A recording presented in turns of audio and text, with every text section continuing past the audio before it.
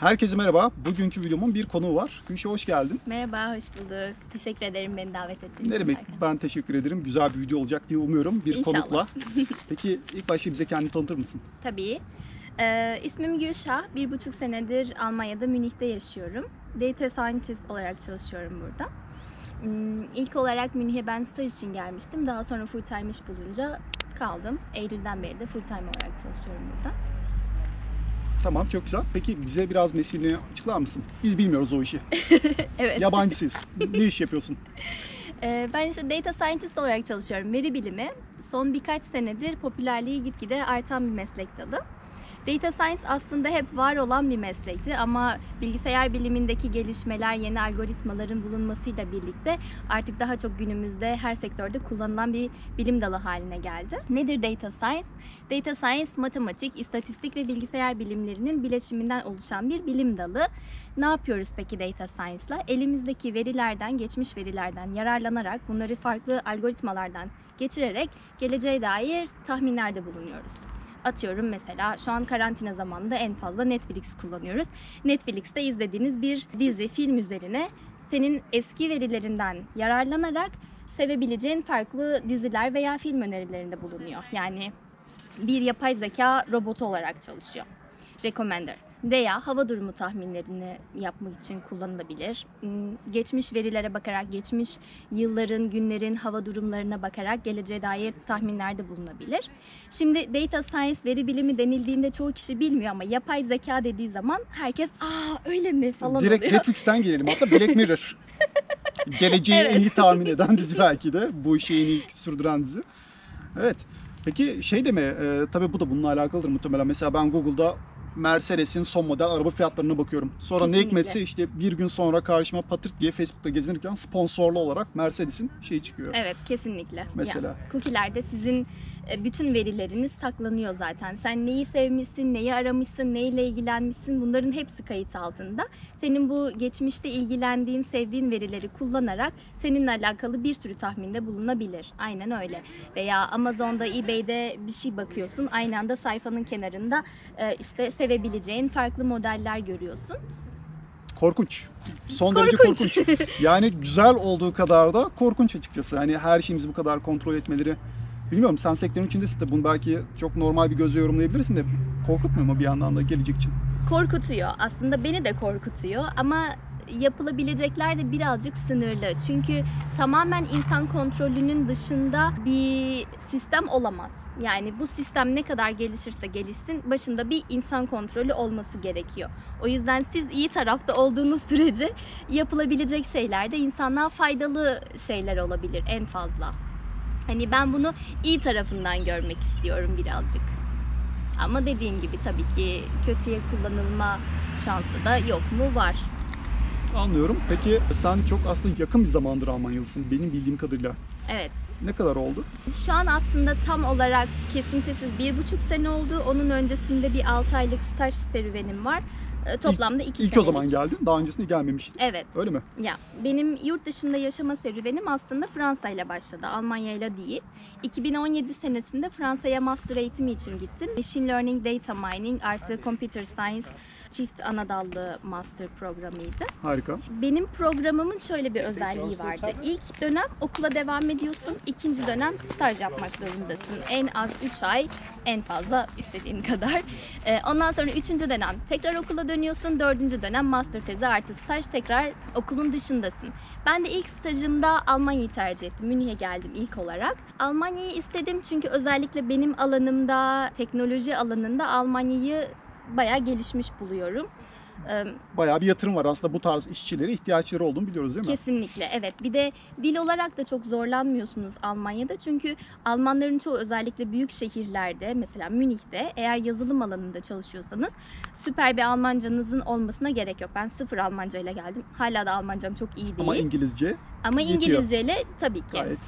Kesinlikle. Özellikle bilgisayarla alakalı, yazılımla alakalı alanlarda İngilizce kesinlikle yeterli oluyor. İlk olarak staj için geldim. Bir 6 ay falan kaldım. Sonrasında çok sevdim. Fransa'ya tekrar döndükten sonra hemen Almanya'da ikinci bir staj bakmaya başladım. Master tezim için. Tekrar buldum. Geçen sene Şubat ayında tekrar Münih'e geldim. tezimi yazmak için. Tezi yazarken de aynı zamanda iş başvurularında bulundum burada. Bunun içinde LinkedIn'i çok aktif kullandım. Stepstone diye bir iş arama sitesi var. O da çok aktif kullandım. Ve aslında yani bana bu sorular çok soruluyor. Özellikle Almancam yok, iş bulabilir miyim? Hangi siteleri kullandın? İş bulmak için mülakatlar nasıl oluyor? Bize de çok soruluyor. Türkiye'den gelmek zorunda mıyım? Almanya'ya mülakatı yapmak için Skype üzerinden olmuyor mu? Oluyor. Hepsi de mümkün. Aslında soruların hepsinde topyekun cevabı mümkün. Hepsi mümkün. De. Hepsi de mümkün. Tabii Birçok ki. örneği var. Bunlardan biri de sensin bizim için. Peki ne kadar sürdü senin iş bulma serüvenin? Yani kaç başvuru yaptın, kaç ay sürdü, işe alınma, mülakat toplamı ne kadar sürdü her şey? Aslında ben şanslıydım galiba ya da alanımdan dolayı mı bilmiyorum ama ben başvurduğum işlerin %80'inden mülakat teklifi aldım. Hani hepsinden kabul almadım ama hepsi beni bir mülakata çağırdı ve bu mülakatların bazılarında buradaydım, birebir gittim görüştüm. Bazılarında Türkiye'deydim, Skype üzerinden oldu, hiç problem olmadı. Hepsi İngilizceydi mülakatların.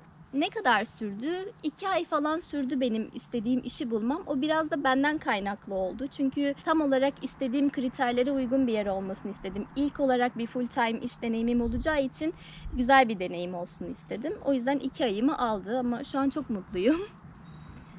Bence süre olarak da çok uzun değil bu arada. Yani 2 ay start verdiğin noktadan kavuştuğun noktaya bakarsak 2 ay güzel bir süre aslında. Evet ama çok da aynı zamanda stresli bir süreç. Çünkü Kesinlikle. her mülakat öncesinde tekrar aynı heyecanı yaşıyorum. Yani Sil baştan başvur, sil baştan gerekli evrakları gönder vesaire. evet, belki. artık böyle İlanları incele, check et. konuştuğum metin artık böyle ezberimdeydi. Böyle ellerimi yıkıyorum, lavaboya gidiyorum, böyle kendimi tanıtıyorum kendi kendime. Aynadan bakıyorum, işte merhaba benim ismim Gülşah, şunları okudum, bu üniversiteden geldim. Sabah anne evinde kahvaltıda bile aileyle iş İngilizcesi konuşuyorsun. Peki senin alanda çalışan biri için ortalama maaşlar ne?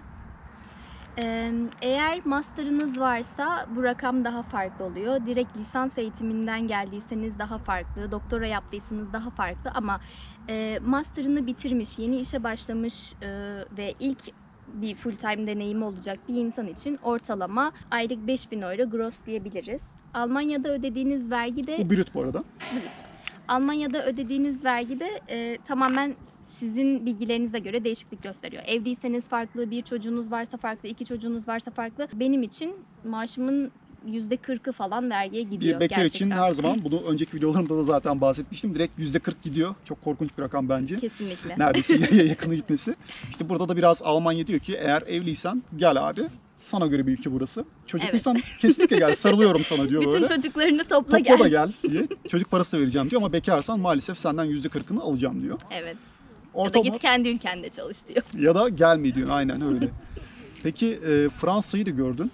Evet. Almanya'yı da zaten 1,5 yıldır falan deneyimliyorsun. Yaşam kalitesi olarak kıyaslarsan Fransa'dan mutlu muydun? Orada yaşam kalitesi nasıldı? Ve bunu birazcık da Almanya ile bir araya getirip kıyaslamanı istiyorum aslında. Şöyle, ikisinin de hem avantajları hem dezavantajları var. Ben Fransa'yı aslında sevemedim. Bu videoyu izleyen, Fransa'yı çok seven, Fransa'da yaşayan, bana kızabilecek insanlar vardır. Ama herkesin kendi deneyimi farklıdır tabii ki. Fransa Almanya oranla bana daha uygun bir ülke gibi geliyor ekonomik olarak. Bir kere çalışıyorsunuz veya öğrencisiniz, hiç fark etmez. Oturduğunuz ev için devletten destek alıyorsunuz. Yani istersen sen ayda 10.000 euro kazan, yine de devletten kira yardımı alıyorsun başvurduğun sürece. Oturduğun evin metrekaresine göre işte... Yani sorgulamıyorlar mı bunları? Mesela Almanya'da biraz bir sorguluyorlar. Gelirin belli bir seviyenin altındaysa alabiliyorsun benim bildiğim kadarıyla. Üzerindeyse kesinlikle alamıyorsun. Gerçekten onu bir karşılaman gerekiyor, o hakları aslında. Fransa'da kayıtsız şartsız veriyorlar mı? Yani şöyle, yanlış bilgilendirmek istemiyorum. Belki maaşın bir sınırı vardır ama benim mühendis olarak çalışan arkadaşlarımdan eminim çok da az full time çalışan birinden bahsediyorsun. Çok da az kazanmıyorlardır ama onlar bile devletten kira yardımı alıyorlardı. Ama tabii ki belki bunun miktarı değişiyordur. Belki bir öğrenciye 100 euro yardımda bulunurken diğerine 50 euro yardımda bulunuyordur ama bir yardım söz konusu. Yardım söz konusu. Onun dışında Fransa'da marketler falan bana daha uygun geliyor. Tabii oturduğunuz şehire göre de değişiyor. Ben Lyon tarafındaydım. Lyon biraz zengin bir şehir değil mi? Yanlış mı biliyorum bu arada? Yanlış mı biliyor olabilirim? Sadece şu an aklıma gelen şeyi söyledim. Turistik bir şehir, güzel bir şehir. Hani gittiğiniz yere göre tabii ki ortalamanın üstünde fiyatlarla karşılaşacağınız yerler de var. Ama bir Münih'le kıyasladığın zaman mesela ikisi de çok turistik şehirler ama Lyon kesinlikle Münih'ten çok çok daha uygun bir şehir. Almanya bana o açıdan birazcık daha bir tık daha pahalı geliyor. Bunu aslında biraz Münih'le birebir kıyaslarsak belki bu sonuç olabilir. Muhtemelen Köln ya da daha ufak bir şehirde bunu denk tutamayız ama Münih gerçekten Avrupa'nın, Almanya'nın da üzerinde bir şehir bu konuda. Kesinlikle, kesinlikle. Türkiye'de yaşayan arkadaşlar için ben Münih'i biraz İzmir'e benzetiyorum mesela. Denizde olsa tam İzmir. Deniz olsa biz de aynı şeyi düşünüyoruz. Yaşam kalitesi falan ya da pahalılık açısından evet İzmir gibi düşünebiliriz aslında. Yaşam kalitesi olarak düşünürsek rakamsal şeylerin dışında hangisinde yaşamak daha kolay? Bence Almanya'da yaşamak bir Türk için en azından daha kolay. Niye? Neden? Biliyorum sebepleri ama yine de niye? Bildiğim şeylerin dışında belki yeni şeyler bilirsin diye. Ben yine şanslıydım. Benim Fransa'da yaşadığım sürede de çok fazla Türk arkadaşlarım, orada yaşayan Türk ailelerden dostlarım çok oldu. Ama Almanya'da bu ihtimaller biraz daha fazla. Yani Almanya'da gelip de İngilizce bilmeden bile sadece Türkçe ile hayatta kalan insanlar var. Çünkü o kadar çok Türk var ki yani sokakta yürürken böyle elini sallasan bir Türkiye çarpıyor. O yüzden Şirket sahibi Türkler var. Mesela evet. çok absürt bir örnek vereyim. Hadi senin alanından diyelim. Sadece Türkçe bilerek bile aslında bir yere girmesi mümkün belki. Evet. Yani zor mu bilmiyorum. Bence olabilir. Belki zorlar Ya ben ama kendi var yani alanımdan bu biliyorum. alanda. İş aradım falan bir dönem mesela. Gayet böyle Türk şirketlerine falan denk geldim. İşte şirketin CEO'su Türk. İsmi işte bir Türk, adı soyadı falan Türk birine denk geliyorsun. Evet. Ha, bu mümkün yani. Bu mümkün. Benim mesela ilk staj yaptığım yerdeki patronum da Türktü. Ve aynı takımda patronum ve benim dışında çalışan 2 tane daha Türk arkadaşımız vardı. Yani mümkün. Yani mesela atıyorum Almanya'da tamamen kendinizi dışlanmış farklı bir ülkede hissedemiyorsunuz. Canın Türklerle takılmak istemedi. Tamamen böyle bir yabancı kültürün deneyimini International yaşamak. insanlarla takılabilirsin. Tabii ki. Öyle mi istedin? Git Alman arkadaşlarınla Hepsinin takıl. seçeneği var aslında. Evet yani sadece Almanya'da, Alman da değil. Münih çok international bir yer. Çok farklı ülkelerden, farklı kültürlerden insanlarla tanışma fırsatı bulabiliyorsunuz. Onun dışında canın çiğ köfte mi yemek istedi, lahmacun mu yemek istedi?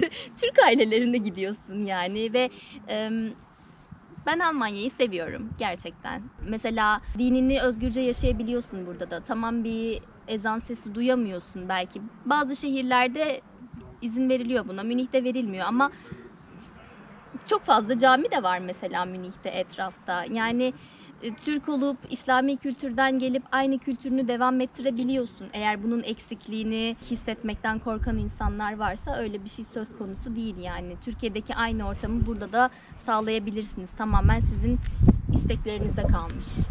Almanya bu konuda benim de gördüğüm kadarıyla aslında sınır koymuyor sana. Yani mesela bana bu tarz sorular geliyor işte dinimle ilgili sıkıntı yaşayabilir miyim, namaz kılabilir miyim, ırkçılığa uğrar mıyım falan diye. Açıkçası ben sanmıyorum ki böyle bir şey olsun. Özellikle Münih açısından böyle bir şeyin çok mümkün olmayacağını düşünüyorum. Çünkü gerçekten özgürlük kelimesinin hakkını veriyor bence burada yaşamak. Ben öyle düşünüyorum tabii. Peki şey soracağım, gelecekle ilgili planların ne? Almanya'yı sevdiğinden bahsettin. Peki buna dair, geleceğini burada sürdürmeye dair planların var mı? Ya da işte 3 sene 5 sene çalışırım, sonra ülkeme dönerim falan mı diyorsun? Aslında herkesin ilk buraya geldiğinde kafasındaki şey bu bence. Neyse ben bir bakayım, bir 3-5 sene kalayım, azıcık para biriktireyim, sonra memleketime dönerim falan. Benim de kafamda öyle bir plan vardı. O planın tarihi time limiti 3-5 sene değildi ama böyle bir 10 sene falandı mesela. Ama bilmiyorum, burada yaşadığınız süre boyunca da buranın kültürüne, burada yaşamaya alışıyorsunuz.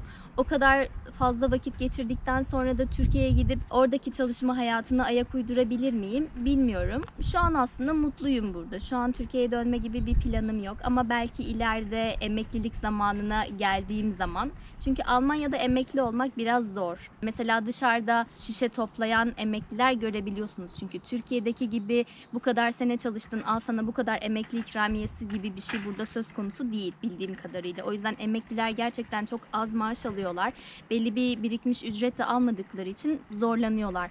O yüzden mesela Alman olup buradan emekli olup sonra Antalya'ya gidip yerleşen insanlar da tanıyoruz. Bunu çok yapanlar var veya Tayland'da falan yerleşenler. Bulgaristan mesela son zamanlardaki popüler noktalarından biriymiş. Özellikle böyle Tayland gibi daha uzak ülkelere gidemeyenler Bulgaristan'ı tercih ediyormuş mesela. Bu da bir garip Bence bir çok şey. mantıklı. Yani buradaki parayla geçinemiyor ama aynı parayla Türkiye gibi, Bulgaristan gibi yerlerde çok güzel şartlarda yaşıyorlar. Neden olmasın? Benim de ileriki yıllardaki planım, daha çok var ama bilmiyorum. Emekli olduktan sonra belki Türkiye'ye tekrar dönmeyi düşünüyorum. Bakalım. Harika, süper. Gülşah, çok teşekkürler katıldığın için. Ben Benim teşekkür atladığım bir şey ederim. var mı? Eğer sormadığım bir şey varsa sen de ekleyebilirsin ya da aslında şunu da söylesem iyi olur dediğim bir şey varsa seve seve ekleyebilirsin. Ben şeyi ekleyebilirim aslında, çünkü bana bu konuda çok soru geliyor. Belki bu şekilde daha fazla insana bilgi Tek seferde verebiliriz. yanıt vermiş oluruz Tek belki. seferde yanıt vermiş oluruz. Şöyle, master programına başvuru yapacak arkadaşlar için tek önemli olan Türkiye dışında, yurt dışı neresi olursa olsun, ama yurt dışında bir üniversite olsun, yurt dışında bir master olsun, bu o kadar önemli bir şey değil. Gittiğiniz üniversitenin kalitesi, ders içerikleri, mezun olduktan sonra size vereceği alternatifler, avantajlar neler? Bunlara gerçekten çok dikkat etmek gerekiyor. Mesela ben kendi adımdan konuşursam şanslıydım. Neden? Çünkü şu an anlayabiliyorum. Yani maddi durumu yeterli olmayan insanlar için 2 senelik bir master programını sırf aileden destekle karşılamak bazen çok mümkün olmayabiliyor. Bu açıdan mesela Almanya'daki master programları çok avantajlı. Neden? Çünkü working student olarak çalışabiliyorsunuz. Ama diyelim ki ben Fransa'da böyle bir, nasıl diyeyim? Benim Fransa'da böyle muydu bir böyle bir şansım hakkın? yok. Hayır. Ama onu sormadım, ben vardır diye düşünmüştüm. Yok. Gerçekten mi? Evet, gerçekten. Bu o zaman farklı. Bak şimdi farklı bir yere geldi muhabbet. Evet, bu bir dezavantaj mesela. Fransa'da Fransızca bilseniz bile working student olarak çalışmanız İngilizce çok daha az zor. geçerli Fransa'da benim bildiğim kadarıyla. Almanya'da daha geçerlidir. Kesinlikle. Herhalde sen de aynı şeyi düşünüyorsundur yaşamış biri olarak. Orada kalmak istemememin bir sebebi de bu. Tamam. Gerçekten Fransızcayı hani okey, her şeyi anlıyorum, gayet konuşuyorum, hayatımı idame ettiriyorum seviyesinde bir Fransızcanız olsa bile iş bulmanız gerçekten zor. Yani staj bulmanız bile gerçekten zor. Hı hı. O yüzden ben Almanya'yı tercih ettim staj için ilk geldiğim zaman. Sonra baktım gerçekten bir şeyler burada daha farklı, daha güzel. Sonra dedim neden olmasın ilerisi için. Ama bu aklınızda bulunsun. Fransa'da dil bilmeden yaşamını devam ettirmek gerçekten çok zor.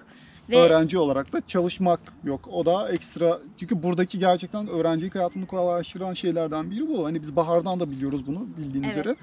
Çünkü part-time çalışınca gerçekten yaşayabiliyorsun. Bir part-time'da ben ya da full-time'da yani eşi çalışırsa ya da tek başına bir öğrenci gelirse o part-time'le geçinebiliyor aslında. Hayatını Evet. sürdürebiliyor. Hatta bununla ilgili bir iki arkadaşımla da video yaptım. Onları da izleyebilirsiniz. Yukarıdan kartlardan bulabilirsiniz. Fransa'da da açıkçası bunun böyle olacağını düşünmüştüm. Ben açıkçası ne yalan söyleyeyim ilk kez duyuyorum. yani mesela en kolay iş bulunabilecek alanlar, hani sosyal alanlarda çok fazla bulamıyorsunuz zaten dil gerekliliğinden dolayı. Ama insanların aklına geliyor, ben zaten yazılım yapıyorum, benim dille ne alakam olur ki, İngilizceyle yapabilirim. Almanya'da evet yapabilirsiniz ama Fransa'da yapamazsınız veya çok çok zor bulursunuz. Daha da çabalaman gerekir Daha da belki. fazla çabalamanız gerekir. Bir de şunu söyleyecektim. Mesela ben kendi üniversitemden örnek vermek istiyorum. Söylediğim gibi 1. ve 3. semesterler okula devam edilip 2. ve 4. semesterlerde staj yapıldığı için, mesela ben staj için Almanya'ya geldiğim zaman bir stajyer olarak asgari ücret kadar bir ücret kazanabiliyordum. Ve o kazandığınız ücret VG denilen paylaşımlı evlerde kaldığınız sürece bir öğrenci olarak, yani sizin ekstra para biriktirebileceğiniz seviyede bir ücret. O yüzden ben mesela bir kısım paramı biriktirip ondan Yani sonra... full time şartlarında çalışmadan bile bu şekilde mümkün olduğunu Evet, söylüyorsun. tabii ki bir stajyer olarak. Sonra 3. dönem okula döndüğüm zaman mesela ailemden eskisi kadar destek almadım. Çünkü para biriktirebilmiştim staj döneminde ve o benim gerçekten işime yaradı 3. semester'da. 4. semester'da da dediğim gibi tekrar staj için buraya geldim. Yani totalde 2 senelik değil ama sadece yarım dönemlik bir süre için ailemden para desteği aldım. Yani aklınızda bulundurun. Eğer gerçekten maddi açıdan endişeleriniz varsa bu tarz programlara da başvurabilirsiniz. Çok mantıklı söylediğin şeyler. Peki başka bununla ilgili atladığımız bir şey var mı? Yüksek lisansla ilgili, Fransa ile özellikle sana daha önceden gelmiş sorularla ilgili bir şeyler üzerine de olabilir. Çünkü mesela az önceki girdiğin şeye girmesen ben açıkçası Fransa'da Almanya gibidir diye düşünüp hiç sormadım bile sana. Sorma zahmetinde bile bulunmadım. Mesela yeni öğrendim. İşte Fransa'da dediğim gibi kira yardımı olarak sosyal yardımlar alabiliyorsunuz. Bir de mesela benim üniversitemde şey vardı. Böyle bir tane büyük market gibi, sadece yabancı öğrenciler veya işte geliri bilmem Düşük. kaç Hı. euronun altında olan öğrenciler için gidip isminizi yazdırıp aylık 20 euro muydu? Para çeki neydi? falan mı alıyorsun? Onun gibi bir şey mi? Evet, gidip 20 euroyu istediğini alabiliyorsun ya da o para çekini kullanmıyorsun, ismini yazdırıyorsun, kabul alırsan gidip oradan alışverişini yapıyorsun ama aldığın şeyler normal bir markette 100 euro tutacaksa orada gerçekten 20-30 euro tutuyordu. Hani böyle şeyleri de kovalayabilirsiniz. Gerçekten siz peşine düşmeden, araştırma yapmadan, hiç kimse size gelip de al sana bu kadar para, bu burs, sen sen yazık Türkiye'den geliyorsun, zorlanırsın demiyor. Gerçekten bir şeyleri Çabalaman araştırmanız, gerekiyor. çabalamanız gerekiyor. Yurt dışında yaşamanın zaten sanırım sana da kazandırdığı şey, ki bana kazandırdığı şey budur. Çabalamadan olmuyor. Çabalaman gerekiyor. Türkiye'deki gibi sadece yaşayayım. Bir yerlerden bir şey gelecekse gelir, gelmeyecekse gelmez değil. Üzerine düşmen gerekiyor. Evet. Ama üzerine düştüğün zaman da gerçekten yakalıyorsun, alıyorsun yani. Öyle Evet. bir durum var. Ben bir de şey söylemek istiyorum. Mesela Türkiye ile Almanya'nın kıyaslamasını bana çok soruyorlar. Peki sen hangisinde yaşamak isterdin? Tamam, parayı boş ver. Diyelim ki çok paran var. Türkiye'de mi yaşamak isterdin? Almanya'da mı yaşamak Fix, isterdin? özür dilerim biliyorum ama şu hep soruları. Mesela abi boş ver onları da denir hep bana mesela. Türkiye'de diyelim ki 25-30 bin TL maaşın oluyor. Fix sana da ben Evet. oraya gireceksin sanırım. Buyur oradan yardır.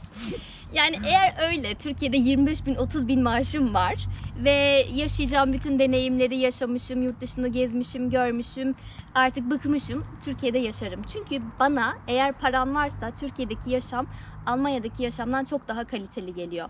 Bunu burada doğup büyüyen Türklerden de çok fazla duyuyorum. Zannediyorlar ki biz Almanya'da çok güzel şartlarda yaşıyoruz. Hepimiz çok zenginiz, her türlü işte şartlara sahibiz falan. Türkiye'ye gidince herkes de böyle bir Almanya'dan gelene bir özenti, bir hani zaten sen orada çok rahatsın havası oluyor.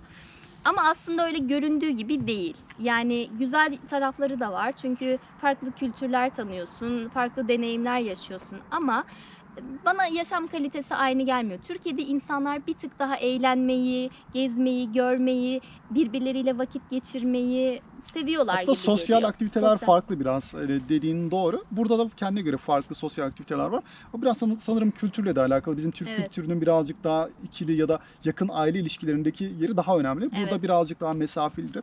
Belki de bununla da ilgili olabilir. Bunun dışında başka atladığım bir şey var mı bilmiyorum. Benim de aklıma gelmiyor. Eğer atladığımız bir şey varsa yorum olarak altına yazabilirsiniz. Her zaman cevaplamaya çalışırız biz de atladığımız bir şey varsa. Tamam, Gülşah da yorumlardan destek verir herhalde o halde bize. Evet. Gelen sorulara. Gülşah çok teşekkürler. Ağzına sağlık. Son derece önemli bilgiler verdin bizlere. Ben sana teşekkür ederim Serkan. Gerçekten çok yararlı içerikler üretiyorsun. Teşekkür ederim. Yani yurt dışında özellikle de Almanya'da yaşamayı düşünen insanlar için neredeyse aklıma gelebilecek bütün soruları yanıtlamışsın yani kanalında. Birini de seninle yanıtlamış olduk. Umarım İnşallah öyle faydalı olur. olmuştur. Çok teşekkürler. Ben teşekkür ederim. Bir sonraki videoda görüşmek üzere. Hoşça kalın. Hoşça kalın.